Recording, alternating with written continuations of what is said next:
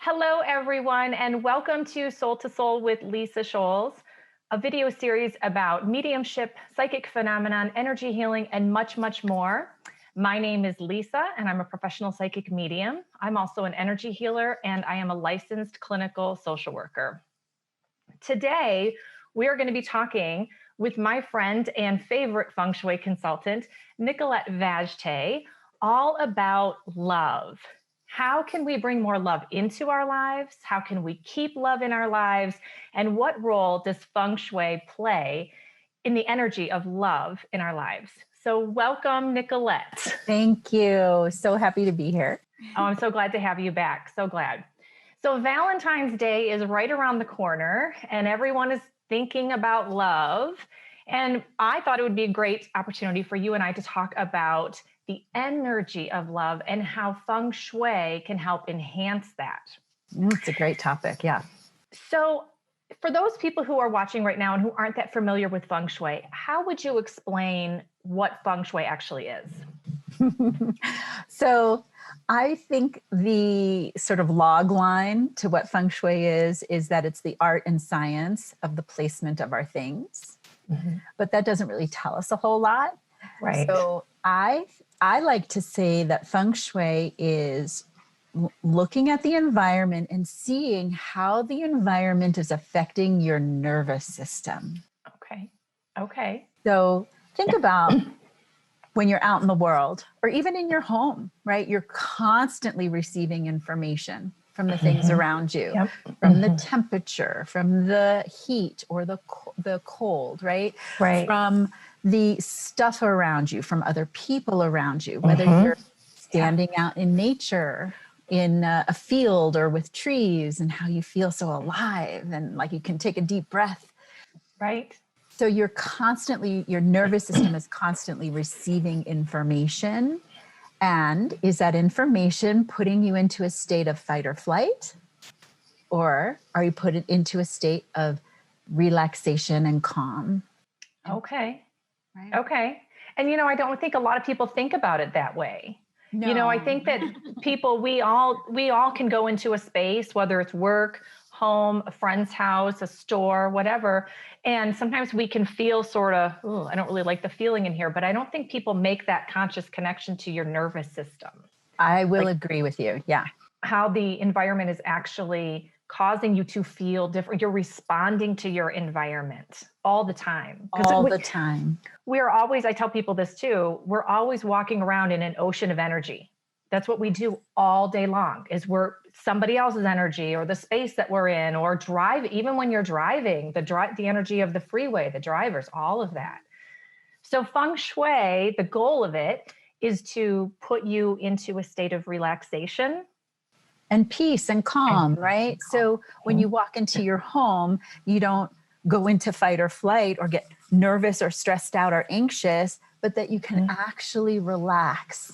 And once we're at a state of calm and peace, then we can access our creativity. We can access our highest self. We can have a really profound conversation with someone we love. We can write that book or build that business or crash on the couch and watch a movie with your family.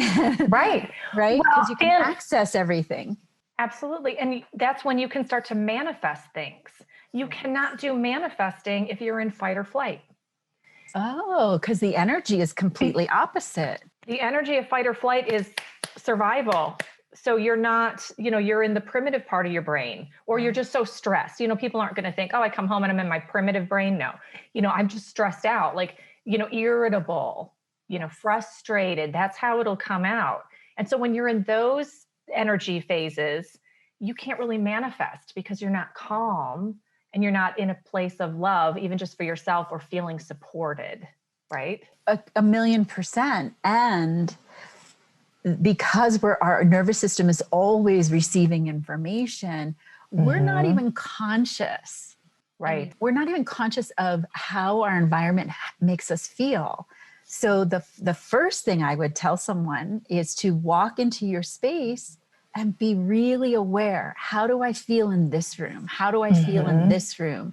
Does this room make me feel anxious? Some people say, I don't even want to go in that room. Yeah, it's true. Yeah. And you go, why? What is it? Is it just the placement of your furniture? Is it the decor? Is it the color?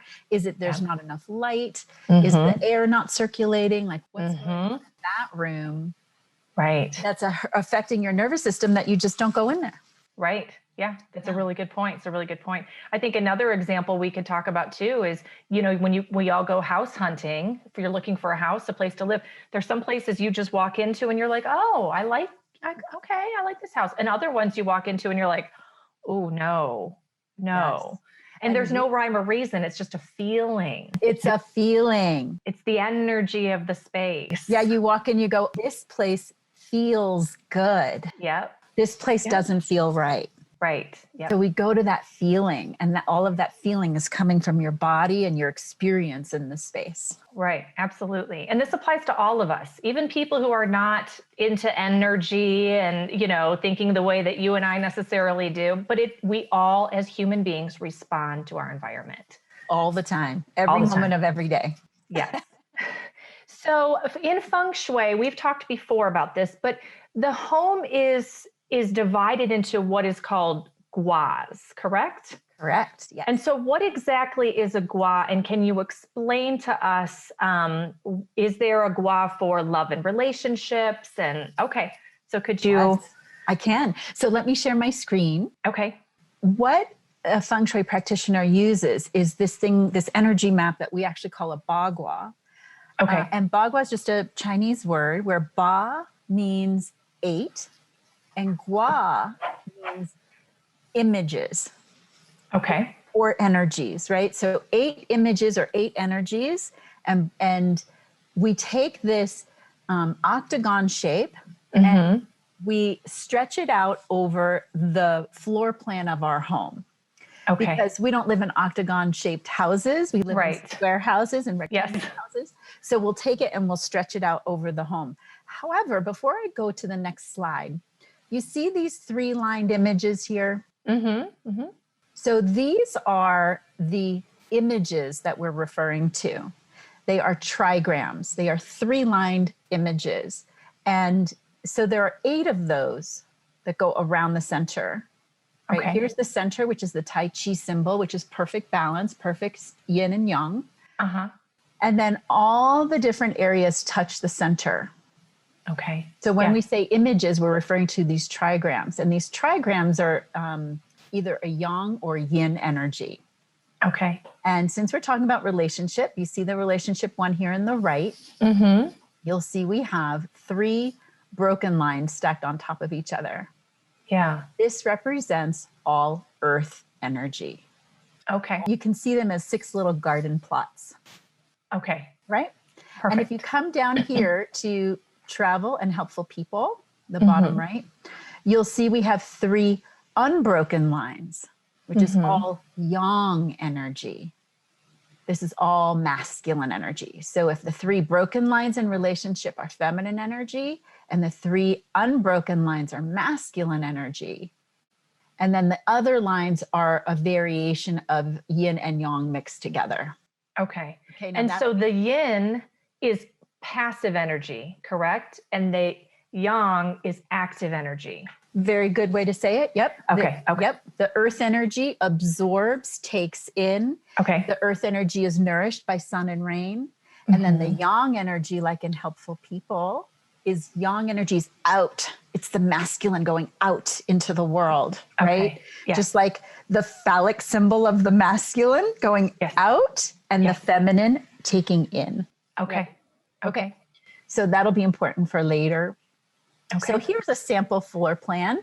And we take that octagon shaped bagua and we lay it on top of a floor plan. Okay. Like this. So that makes more sense to the average person like me.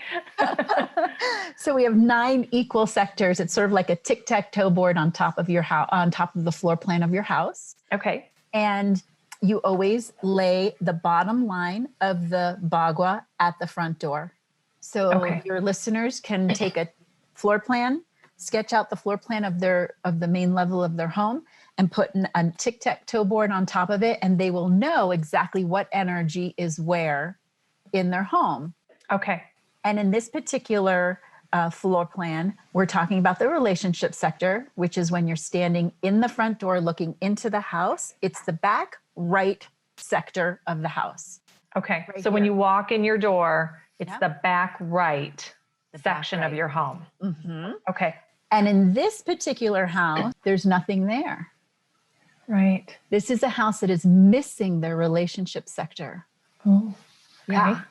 And that can affect being able to call in a relationship. That can affect how you navigate your relationships. That can affect whether or not you're happy in your relationship, because it's outside the safety of the nest. There's nothing there. It's empty, right? That's So I interesting. just wanted to point that out. And with these circles, where this is missing down here by the garage, we have a little extra energy, right? Because it shoots in front of the front door. Right. Sector here. Yep. But up here it's missing. And for anyone who has a missing relationship area, I want to give them a Feng Shui cure. Okay. So that we can at least start pulling all of that energy back into the house, pulling all of that back into our hearts, really claiming it for ourselves. Okay. And these yellow lines are where the two walls would have met if it were a perfect rectangle. Right? And I put the star in that spot where you want to either put something really solid, like a big old boulder or a bird bath, or you can bury a couple of crystals. And two love crystals would be either pink quartz or rhodochrosite, which happens to be the Colorado state stone. Okay. Rhodochrosite, which is like pink quartz on crack. Okay. Okay. Supercharged, huh? Supercharged. And you want to bury two to represent the masculine and the feminine. And why do we want to bury it? Oh, that's just, a way that they're not going to move. It's going to become an anchor point for there. Got it. And then you visualize a wall of light here. You visualize a wall of light here. And then you fill in all of this in your imagination with light so that you're claiming all of that energy back into your life. Okay. That's interesting. Yeah, because a lot of people don't have perfectly squared houses. Right. And so I have a question. Like you had said, put something solid there, like a boulder. Now, being practical, a lot of people have air conditioning units in their backyard. What if someone has something like an air conditioning unit there or something that's for the home? Does that play a role? Does it help, hurt, or is it neutral? Does it help or hurt? So a Feng Shui cure is something new. I think I can stop sharing. Would you agree? Okay. A Feng Shui cure will be something new that you add. So if there was a deck there or there's an air conditioning unit there already, that would not be considered a Feng Shui cure. You want to add something. Okay. Now let's say that makes sense. Yeah. And let's say that it doesn't exactly hit that corner point where the two walls would meet, but it's a little bit off. Your intention in Feng Shui is much more powerful than the object itself and where you place it. Okay. That's good to know. Yeah. That's good to know.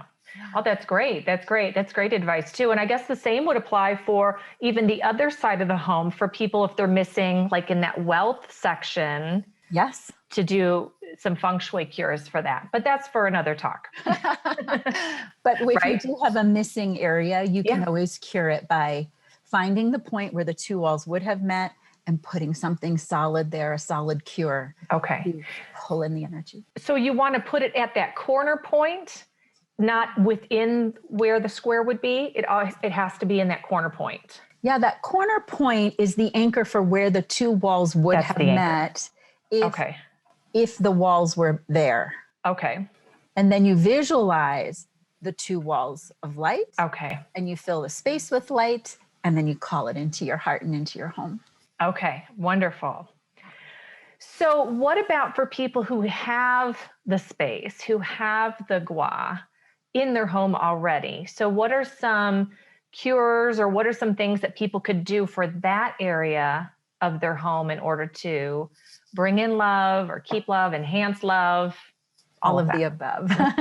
Yeah, it's a loaded question, right? So in Feng Shui, when we're looking at the topic of love, and it's probably the number one topic that I get, even over wealth. I would believe it. Yeah, because I think when you feel loved and supported and safe, that you know that everything else is going to work out, even your finances. Yeah. Yep. So we want to look at the relationship sector, which is back right corner of the home. We also want to look at the bedroom, no matter where it falls in the house. Okay. So let's start with just the gua itself. Okay. Okay. First thing is what's going on in that area of the house. So think of yours. Where is your relationship sector? It's the family room. Oh, that's nice. Yeah. Right? Because that's where we are in relationship with the people in our lives, right? The family room. The family room. Well, there is a family sector as well. Right. So the relationship gua is really about your primary love interest, your primary relationship with your significant other, spouse, great love, soulmate kind of thing. Okay. So in the relationship gua, you want to make sure, one, that it's well lit. Okay. Illuminated. Okay. So you can see which way you're moving in your relationship. Right? It's good to have pairs of things in your relationship sector. What do you mean by that? Well, two things. One that represents the masculine and one that represents the feminine. So you're going to put a candle in that area, right? Then you want to have two candles. Do they need to be exactly the same? They don't, because we are not the same, right? I am not the same as my partner. Okay. We have different personalities. We have different statures. We have different likes and dislikes, right? So, but they should be similar in size. Okay. They can have their own unique personality. Okay. Right? Because we all have personalities. Yeah. Instead of a single flower in a vase, have two flowers in a vase. If you have artwork, like I have lovebirds in my relationship corner. Okay. So it's not one bird on a branch. It's two birds looking at each other that represent the partnership, right? Yes. And for single people, something to look at, to go through your space and look at your artwork and see if you have a strong representation of singleness. Oh, so just the one. The one. The solo artwork, the one candle, okay. Yeah. Like I had a client who was gifted 4 paintings by her husband, and each of them was a beautiful painting of a woman, but it was the woman's back, like this. This sort of demure kind of. Yes, I know what you're talking about. You know what I'm talking about? And she was alone, and she looked lonely. Yeah. And they ended up getting divorced. Wow. Yeah. Wow. That's interesting. Is there a painting with one horse? Is there one candle, like you said? Do you look around your space and you'll just be shocked? Yeah. Because we don't think this way. We don't think to pair it consciously. Right. We just think, oh, I like that flower. I like that vase, or, I like that painting. And we don't think with intention for that particular space of the home. Right. Well, and that can kind of be anywhere in the home, but in the relationship sector, you specifically want pairs, but you want to whole home and go, what am I saying? What am I saying about my life? It's like, oh, there's a painting with one person. There's one horse. There's one flower. Yeah. I must be kind of stuck in singledom. That makes sense. And I bet most people don't even think about it. So that's very interesting that you bring that up. So that's the thing about Feng Shui too, is it's about being intentional about your space. And when you know better, you do better, like Oprah always says, right? Yes. So people don't typically know this information. So I think it's so incredibly valuable. Okay, so the color. So we've talked a little bit about pairing for the love area. And you, like you said, that can be in the whole house, especially if you are a single and you're trying to bring that love in. But what about the colors of the love and relationship gua? What can you speak to those a little? Yes. So remember that those 3 broken lines stacked on top of each other, that trigram, that was all earth energy. Right? Okay. Yep. We want to bring in all earth colors to support that area. And the colors for earth are any of your shades that go from super like light tan through the yellows into brown. Okay. Those represent earth colors in Feng Shui. Okay. So let's say you have your family room there, and right now it's painted blue. That's not an earth color. It's not an earth color. So you could, as a Feng Shui cure, paint your family room a super pale yellow, butternut, squashy yellow, you know. Or cream. Something that has that earthy. Or maybe there's an accent wall that has like a chocolate brown. You know? So it's all good. The tans to the dark browns. Yeah. Okay. Now, think of the cycle of elements. What element do you think creates earth?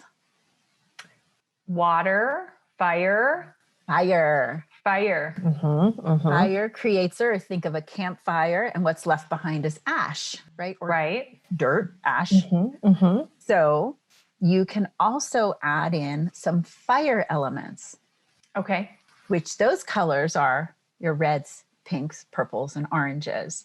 Okay. The purest fire color is red, but you can play with any of those flame colors. So let's say you have a brown couch and you throw on some pink pillows.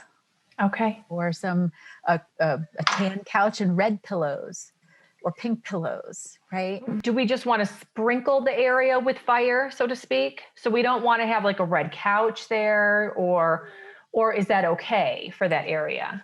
It would be okay. It would all depend on whose house we were in. Okay. Because everybody's constitution is different. Okay. Right? Okay.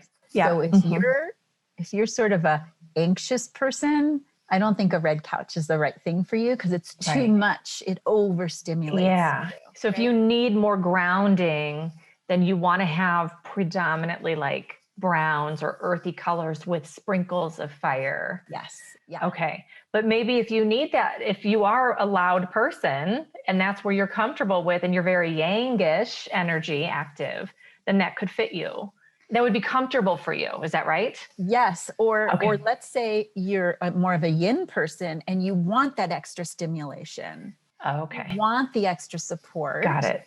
Then you might have a little more red couches. That's a lot of red. Yeah, right? exactly. But maybe a red accent chair.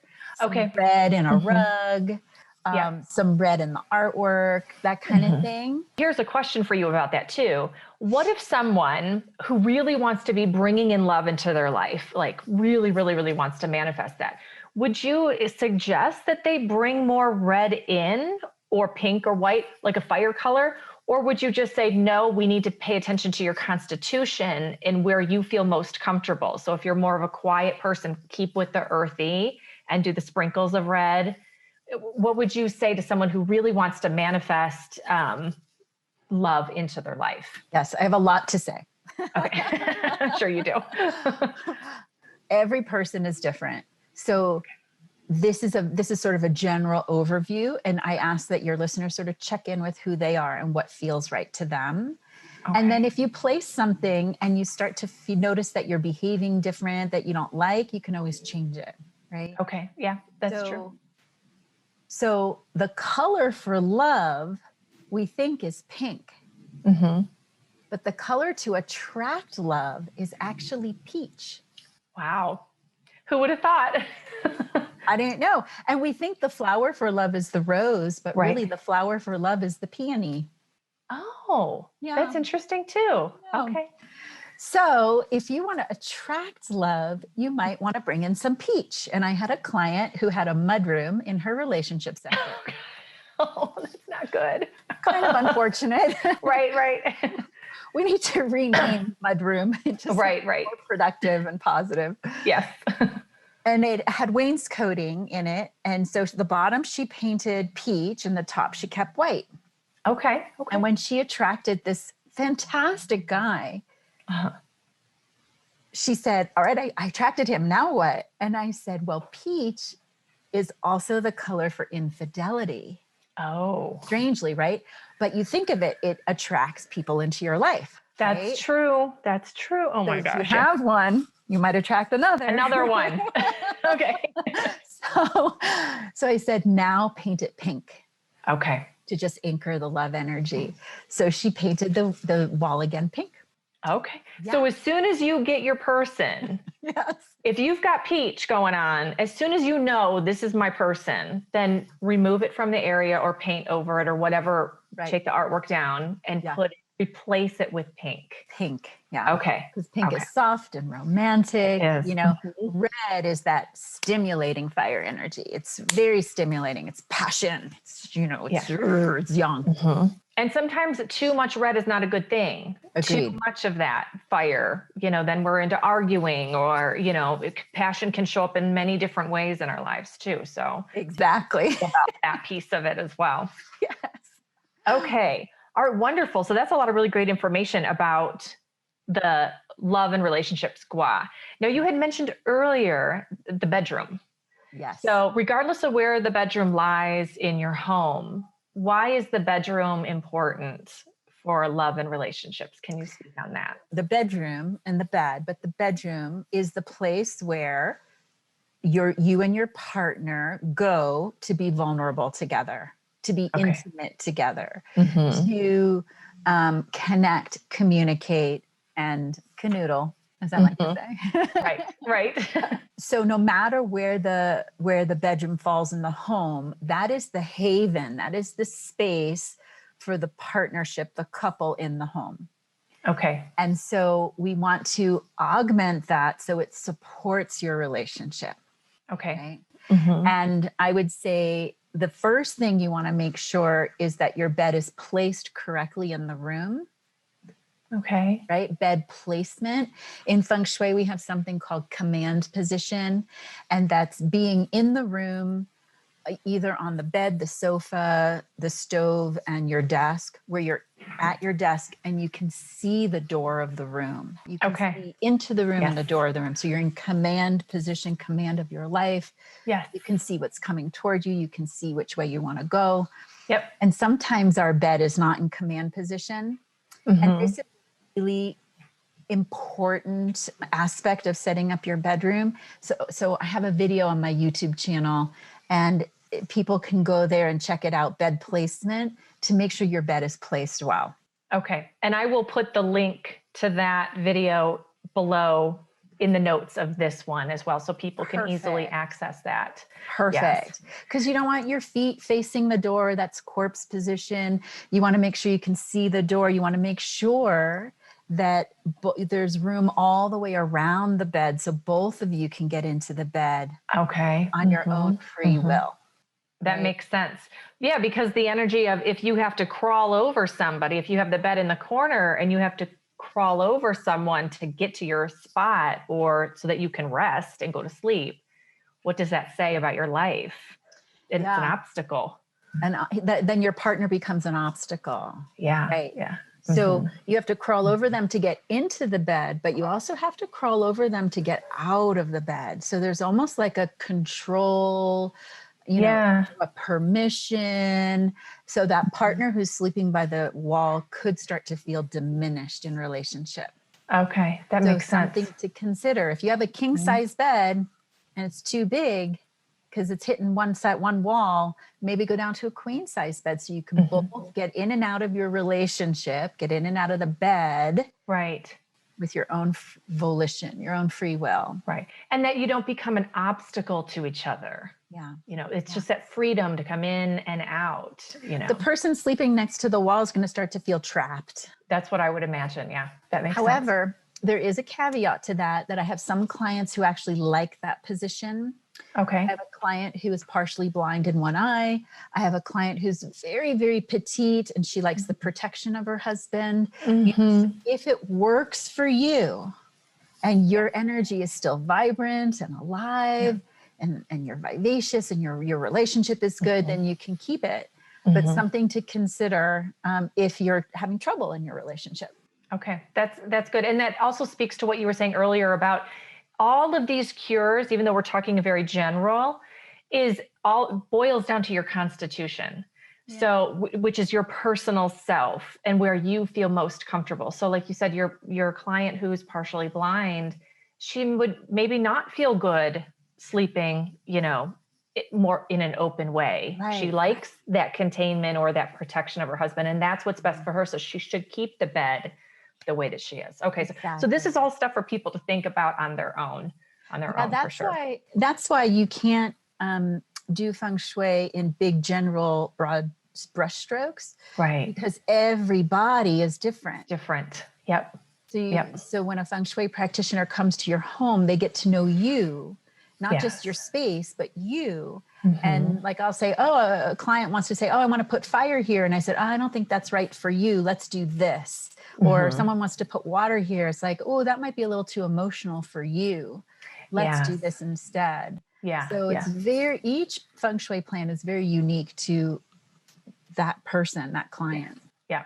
And that's one of the things I love about it. It's so unique, and it really does enhance the results when you talk with an actual consultant for yourself, if you feel you need to do that. Yeah. I mean, get started by all means. Read a book, get started. Right. You need personal one-on-one assistance, then hire someone. Yeah.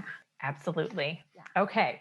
And so now also about the bed. So you said to have the bed in a certain way so that you feel more empowered, so you get better rest, right?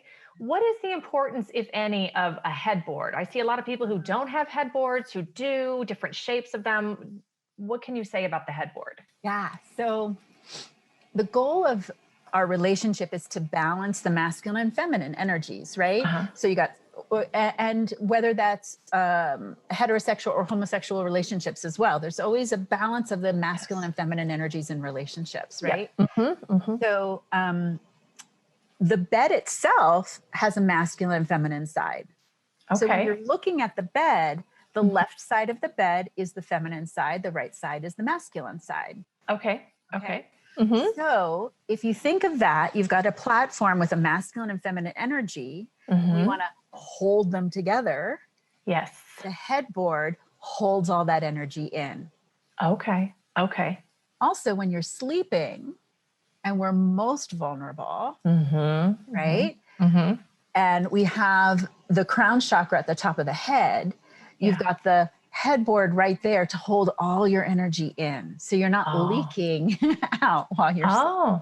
Okay. So I bet that would give you better sleep too, to have like a headboard there sort of encircling you versus a wall. Yeah. You feel protected. You feel held. You feel safer. Yeah. It's like a foundation. Like it's always good to have a wall behind you when you're working too, as that foundation behind you holding you up energetically. Right. Okay. So rather than having your back floating out in space somewhere. Right. Yeah. Because that makes you feel more vulnerable too. Yes. Yeah. It does. Yeah. The first time I got my headboard, I felt it immediately.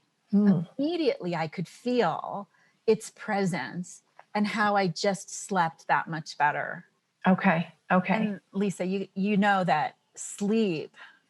Yes. I mean, sleep is the most important, right? If we're not sleeping, what happens to our nervous system, right? We can feel anxious. We can feel snippy. We can feel ungrounded. We can feel so many even spacey. Just you can't even think when when you're sleep deprived. Right. Yeah. And then who do we take that out on? Our loved ones. The people who are closest to us. Yes. Yeah. Does the shape of the headboard matter? I mean, when you start looking at brass headboard, I mean, there's so many different types of headboard. Would you recommend a specific type or? Yeah. So in Feng Shui, they say that wood headboards are the best. Okay. There's a softness to wood. I know wood feels solid, but in comparison to metal, metal is cold and slick. And not warm and intimate. Right. So they say wood is the best one. And it's preferable that the wood headboard does not have slats, because slats or just those little areas that your energy can kind of sneak out. Okay. They're like leaking. Your energy can leak through it. Okay. Yeah. Oh, So that's interesting. Solid headboard. Okay. And I really like the fabric tufted ones. Uh-huh. I think they're really romantic and they're soft. So it all again depends on your preference and your constitution. Shape-wise, the like a triangle shaped headboard, that's a fire energy because the shape for fire is a triangle. Okay. Okay. Circle is metal. So rounded is metal. Okay. And those two probably aren't great with sleeping. Okay. So I would go with square, rectangular, maybe a little wave, but nothing really big. I've seen really big round ones, and that's Yes. so much metal energy, and metal energy is just very sharp and slick and cold and cutting like an axe. Yep. You know? So it's, wood is the element. The best. Okay. That's good. And so what do people do if they do have slats in their headboard? Is there like a simple cure? Can you put like a tapestry behind it to kind of keep those leaks? Okay. So that they don't have to necessarily replace a bed, just you can even potentially work with the one that you have if possible. You can work with what you have and know that, I mean, the human species, right? We're all broken to some degree. Right.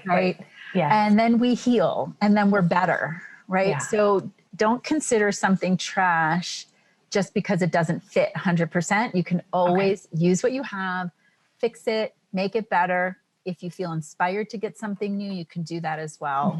Mm-hmm. Mm-hmm. Okay, great. I do want to speak on that if I may. Sure. A new bed. And when to get a new bed. Okay. Probably after a challenging relationship ends, a divorce, or illness in the house. Oh, okay. Because your bed is soaking in all of that energy, right? Right.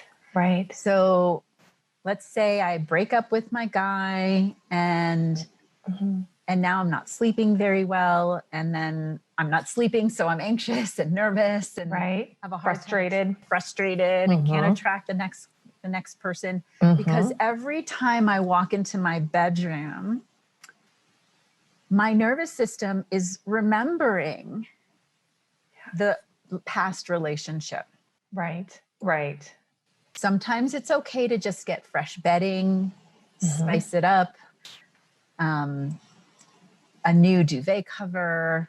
Okay. But sometimes, and you will know when the relationship was challenging enough where you don't want to sleep in that energy anymore. You want to start fresh. You want to start new. Okay. Does that make sense? It absolutely does. And so what if somebody says, well, why can't I just sage around the bed? Yes. Are you saying that could potentially help, but it may not? And if it doesn't, that's when you should consider a new mattress? Absolutely. I would say sage it, do energy clearing on the bed, do whatever. If you don't know what those are, look something up, hire someone to do it for you, make something up. Prayer is prayer. Yes, prayer is prayer. Right? In Feng Shui, we do offer a bed blessing. Oh, okay. Yes. And that can be not just for clearing an energy, it can be, so you clear the energy, but you set in new intentions into the bed as well. Okay. You could call in new energy. You can spice up energy in a relationship because you're putting new intentions into the bed. You can do anything and everything before you decide, I need a new bed. I need a new mattress. Yes. Yeah. Okay. That makes sense. Yes. So people, we're not suggesting to go and spend thousands of dollars after a breakup. You may not need to do that, but you might. It just depends. Again, everyone's unique. And usually the clients I work with know when the time is right. Yeah. So what about, as we're speaking about the bed, what about underneath the bed? Is that like... You've been reading. Yes, I have been. So yeah, we don't want anything under the bed. Okay. And there's a couple reasons why. The first is, on a more esoteric level, chi or life source energy all around us. Uh-huh. We want to allow it to get under the bed and cradle us while we're sleeping. Hold us while we're sleeping, because that's when we're most vulnerable. Right. We want chi to be able to get under there and keep swirling in its magic. Okay. The other thing is, if you think about whatever you have under the bed has an energy in and of itself, right? That's true. Yeah. So I had someone who was storing her old tax papers under her bed. Uh-oh. Uh-oh. Yeah. Okay. So just think of old tax papers and the energy kind of seeping up. We call them poison arrows in Feng Shui. Okay. Seeping up and kind of poking you while you're trying to sleep. Right. Someone had old love letters under their bed. Oh. Someone had camping gear under their bed, you know, and that's like metal tent poles and a stove and, you know, the real camping gear. Like all of that is affecting how you sleep. Right. And I think a lot of people just shove stuff under their bed because it's extra storage in many people's minds, and you don't, out of sight, out of mind, you don't, you know, even think about it. But that's interesting that it can be affecting the way that you sleep. Yeah. And out of sight, out of mind is interesting. It's like, I want to ignore that thing under the bed. I don't want to have to deal with that thing under the bed. That sets your nervous system into a different reactive energy. So every time you go into that bed, there's a part of you that's already kind of like not really wanting to be there. On like an unconscious level. All of it becomes unconscious after a while, unless you're intentional and aware of your space, right? Right. Whenever I start to feel like something's up in my life, I look at my space. I'm like, all right, space, what do you have to tell me? What am I missing? Yeah. Because it will manifest in our space, because it's manifesting through us into the space. And I go, oh, look at that mess over there in my career sector. Yeah. Right? Or I need a little more light in that wealth corner. Yeah. Okay. Like so that. would you recommend putting anything under the bed, like crystals, or like, let's say someone just clears out the tax forms and everything that we all have under our beds? Would you suggest that people put something there, like, or just keep it completely bare? So if you absolutely 1,000,000% need the storage, put soft items there like blankets and winter sweaters. Okay. Soft things. That makes sense. Right. So then nothing is really coming up and poking you while you're trying to sleep, but chi still can't get under there. Okay. You know, I've heard people say, well, how about putting like 2 crystals under the bed, you know, 2 pink quartz crystals to represent the relationship. And I don't know, that has a lot of energy. Crystals. Yeah. Yeah, they have a lot of energy. So I'd rather they be displayed on the windowsill or on the dresser. Okay. So you really don't need anything under the bed unless you are a very special person and I tell you you need a cure under your bed. Yes. You don't need anything under your bed. Okay. Yeah. That's good to know. And if I may, if you're trying to get pregnant, you want to stop cleaning under your bed. Really? Why? Do not clean up the little dust bunnies. Okay. The dust bunnies and the dog hair and the cat hair and everything that kind of gathers under the bed becomes the little nest in which the mystical energy of the child can be to come into the universe. Okay. That's really interesting. Okay. All right. So don't clean under the bed if you want to get pregnant. If you want to get pregnant. Okay. Otherwise, clean it out. Get under there. Okay. All right. Don't forget about it. Because that's the other thing. I think a lot of people don't clean under their bed, especially if they have carpet under there, because you just don't think about it. Yeah. Okay. So what about pairing in the bedroom? That's important too as well, correct? Very important. Actually, everything in the bedroom is important because remember, it's going to stimulate the two of you in your relationship in the safe place where we're most vulnerable. So when you are pairing like 2 candles together, make sure you put the 2 candles together. Don't put like a candle, a flower, a candle, because now there's something between you. Yes. Right? Okay. So whenever you're pairing something, keep them together. Got it. Okay. And then this is true for artwork as well. Like you were saying before, for the love and relationships, Bagua. Now we're in the bedroom, we want pairs, correct? Pairs are very good in the bedroom. And then think of the bedroom as your own sacred little vacation spot that no one else gets to go into. So it's a place where you're going to be vulnerable and intimate. Mm-hmm. So I really love artwork that represents intimacy and love and in the bedroom, sensuality. And because that's your space. No pictures of the kids, no pictures of spiritual teachers and gurus, no crosses for Christians, no, none of that, because this is the place where the man and the woman get to be man and woman, raw, intimate. Yes. It's honoring that relationship. It's really focusing in on the relationship. And this is true for no matter what area of the home the bedroom is in. So that's really for rest, for intimacy, and for your couplehood, being a couple. Yeah, for you to connect. And, spiritual pictures in a bedroom, while many of us know that sexuality is part of spirituality, there's a lot of us that still feel that those two are separate, and that our spiritual life can be in judgment of our sensual sexual life. Right. We don't want to trigger that in the bedroom. We want, same with kids, you don't want the little kids looking at you. Falling into mommy daddy role, and mommy and daddy can't do that. Right. Yep. Yep. Mm-hmm. So that would make people uncomfortable. Exactly. On some level.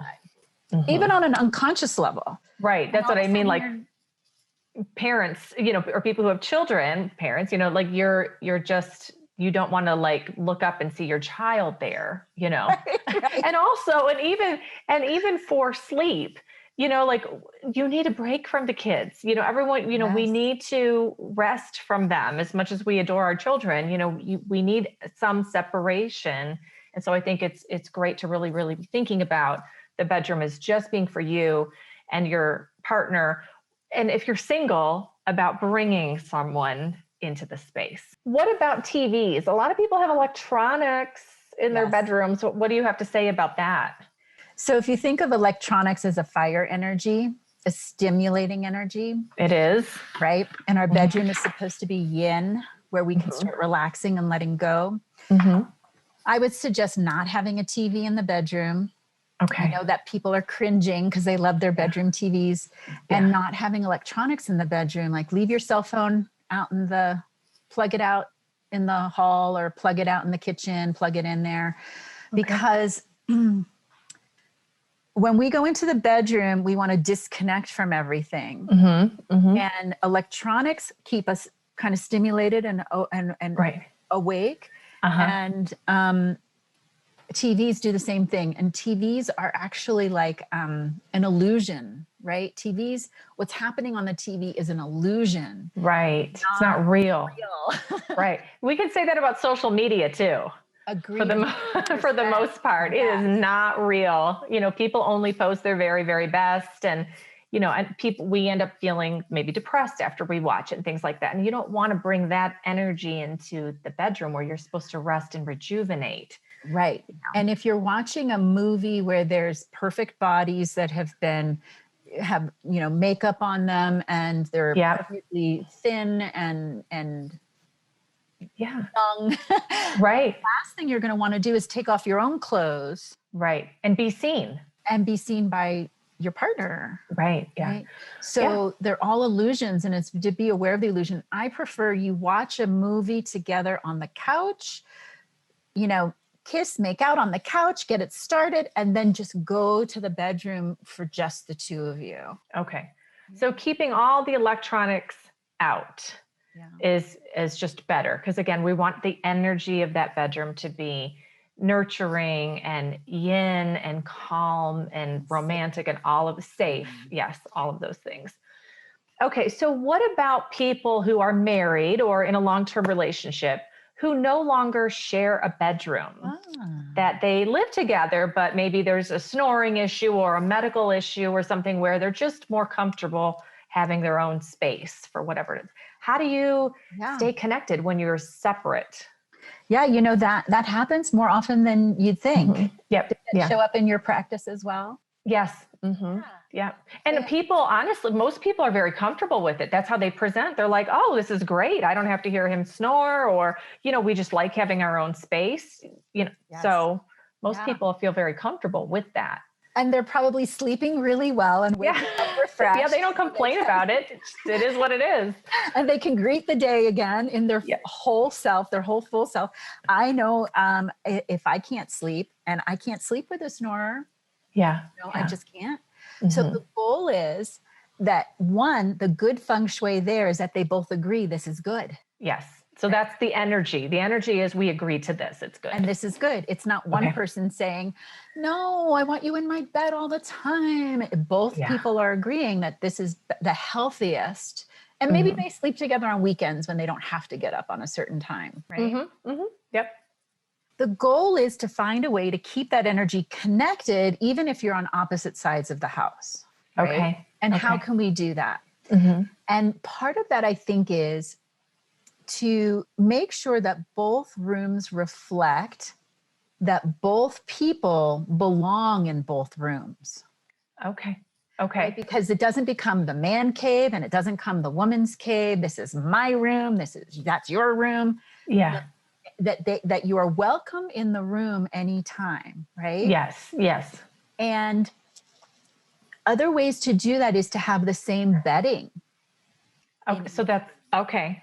So both rooms to have the same bedding, because that can help with connection. Right. Exactly. Because when you're in her room, you have the same bedding. When you're in his room, you have the same bedding. So you don't have that kind of awkward feeling like I'm in a different place where I don't belong. Right. It's not mine.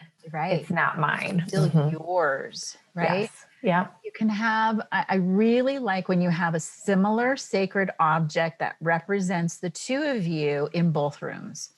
And that might be a statue of a man and woman.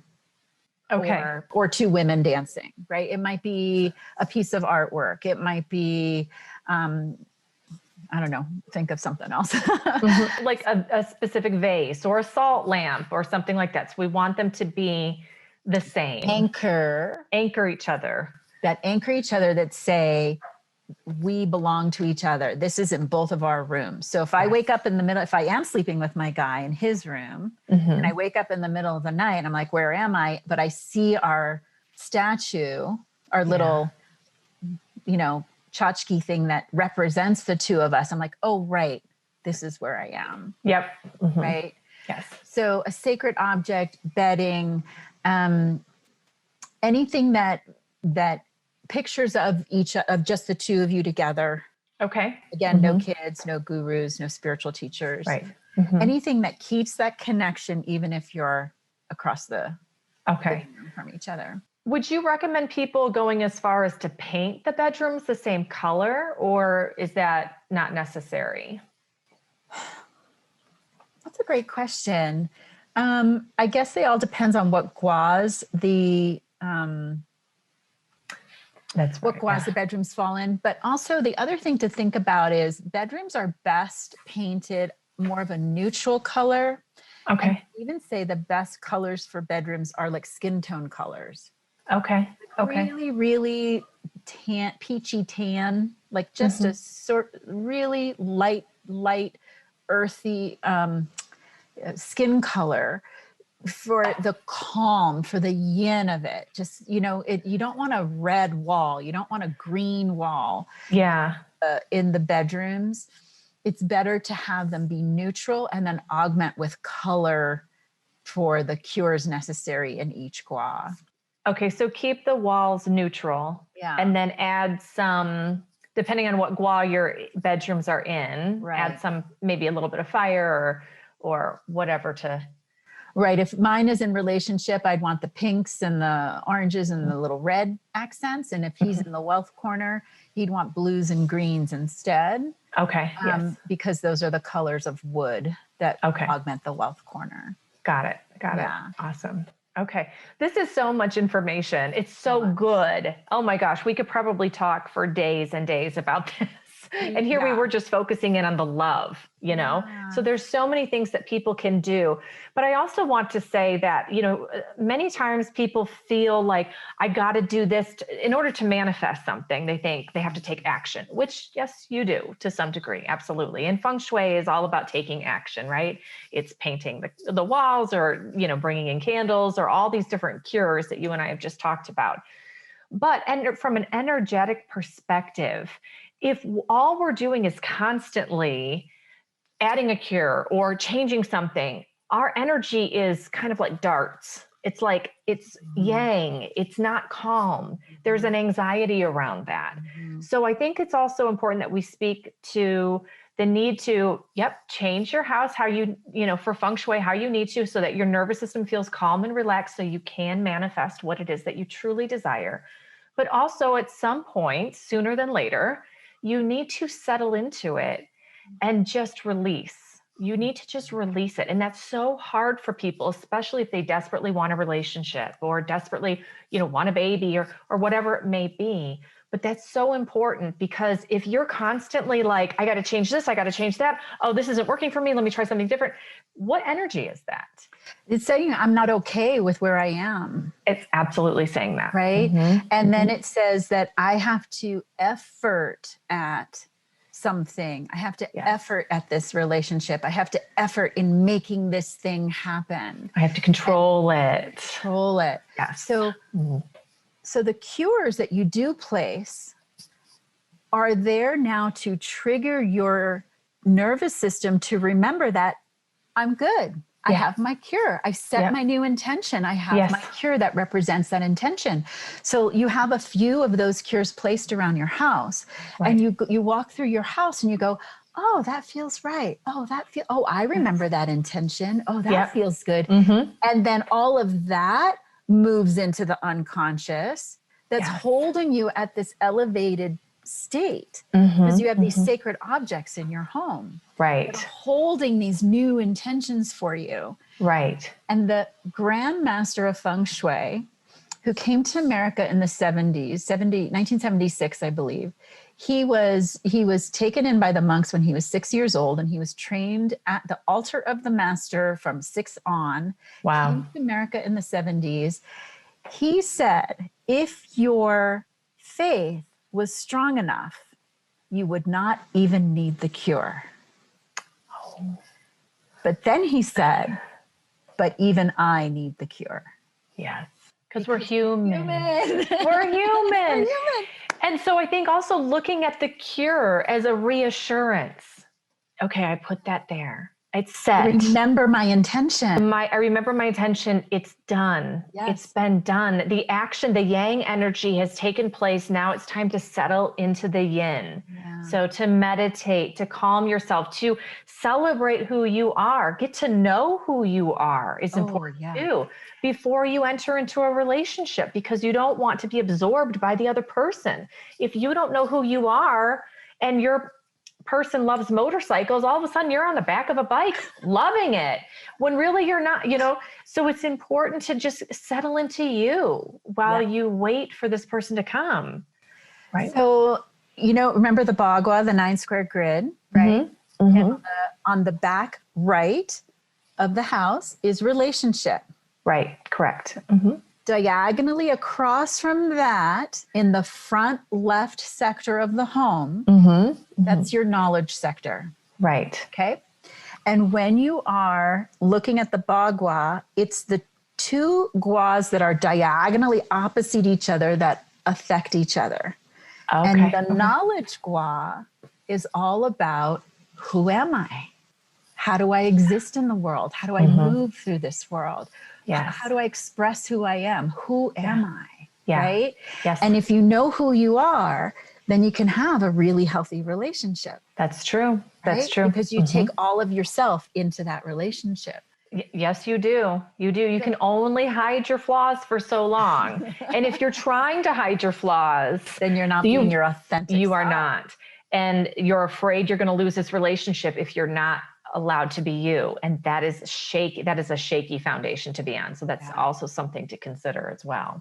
So a great exercise for singles who are ready to attract a great love, whether it's first love or your third marriage, whatever you're ready to attract, you might take some time in your knowledge sector to do some meditating on who am I? What are the qualities of the person that I want to attract? You know, not like he's rich, he has a house, you know, she drives a BMW, things like that. But what are the qualities? That they're kind and loving and funny and interesting and worldly and nurturing. Yes, all of those stable. Do that work in the knowledge sector. Okay. And then look at that list and say, what are you lacking? What are you lacking of those qualities? What could you cultivate within yourself? You. Yes. Yeah. Heal that in you. And then you can attract that because like attracts like. Yeah. So when you have that in check for yourself, then you'll find somebody who has that in check for themselves. Yeah. And that's really what you want. So that's interesting. But you do this sort of head work, the heady work in the knowledge sector. Okay. And then you take your new behavior from your heart into the bedroom sector, into the relationship sector. And into the relationship. So to be writing in a journal in the knowledge sector of like what you want, those kind of things. You don't have to just meditate there or ponder. You can be active, some yang energy of like writing things down, getting organized. Reading a good book. Okay. Got it. Because that's all the head. But when we go into the relationship, when we go into the bedroom or the relationship energy, we want to be in the heart. We want to be in the emotion. We want to get out of the thinking and into the feeling. Okay. Wonderful. Well, this was such great information. I absolutely love talking to you. I always feel so much wiser after we chat. So if people are interested in having a consultation with you or even just learning more about you, what is your contact information? How do they get in touch with you? Sure. So my website is inspiredlivingfengshui.com. Okay. Email is Nicolette@inspiredlivingfengshui.com. Okay. I have a YouTube channel with 30 or 40 videos at Inspired Living Feng Shui on YouTube. And you can just get started there and watching some videos and making some small changes in your life. And then if you want to go deeper or you want to work on something very specific or just want an overhaul of your whole space, email me and we'll have a conversation and see how I can help you. Okay. And you can do this virtually, right? You don't have to. So anyone who's watching this anywhere in the world, they could consult with you and there's no difference versus you going to the actual space, which you can if you're local, but technology is just amazing. So you can do a Zoom call or you can still get help that way. Yeah, the camera becomes my eyes.